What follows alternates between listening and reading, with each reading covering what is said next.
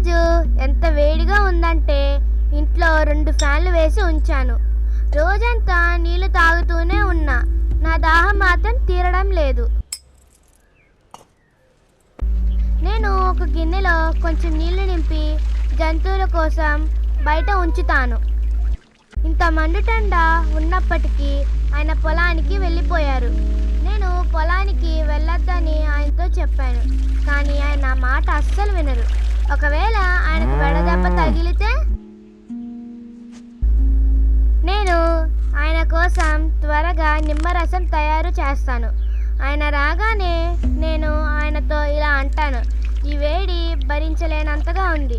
ఈ వేడిలో ఆ ఫ్యాన్ అస్సలు పనికిరాదు. బయటకు వెళ్ళి మన కోసం ఒక ఎయిర్ కూలర్ తీసుకురండి.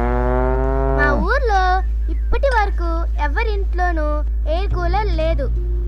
చూస్తూ ఉండండి, ఆ కూలర్ వచ్చిన మరుక్షణమే ఊర్లో వాళ్ళందరూ మా ఇంటికి గుంపులు గుంపులుగా వచ్చేస్తారు.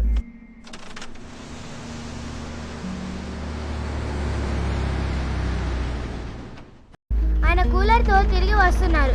నేను త్వరగా కుళాయి నుండి చల్లటి నీళ్లు పడతాను. ఓ అద్భుతం! ఈ కూలర్ నుండి ఎంత చల్లటి గాలి వస్తుందో. మిత్రులారా, మీ ప్రాంతంలో కూడా ఎండ ఎక్కువగా ఉందా? కామెంట్లో నాకు తప్పకుండా తెలియజేయండి.